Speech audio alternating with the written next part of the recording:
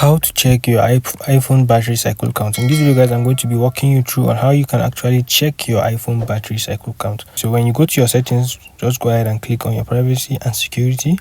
So when you click on your privacy and security, I want you to go scroll down and go to where it says analytics and improvement. So just go ahead and click on that.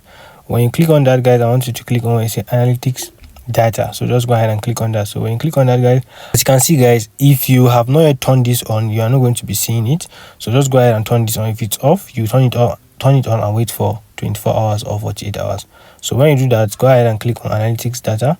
When you click on analytics data, if your own is turned on, you're going to be seeing where it says analytics with the year and then with the date. So just go ahead and click on the recent one. For example, I can go ahead and click today's second, so I can just go ahead and click on this. So when you click on this, as you can see, guys, you're going to be seeing a lot of writing. So just go ahead and copy all of this. So let's just go ahead and do that. So guys, when you're done copying, you don't need to copy it all, just copy most of it. So when you do that, I want you to open your notepad. So let's go ahead and open our notepad, guys. So when you open your notepad, guys, I want you to go ahead and paste in what we copied. So let's just go ahead and do that. So when you're done pasting what you copied, guys, I want you to click on the three dots showing above your screen. When you click on that, so click on where it says find in notes. So when you click on that, I want you to type in so go ahead and type in last underscore value underscore cycle count. So let's type cycle count.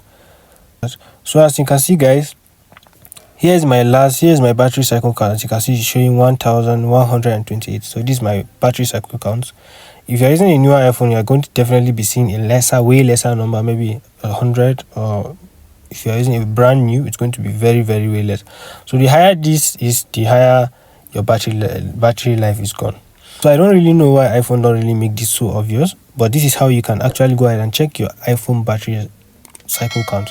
So I hope this video is helpful. If this video is helpful, don't forget to click the like and subscribe button to support the channel. See you on the next one.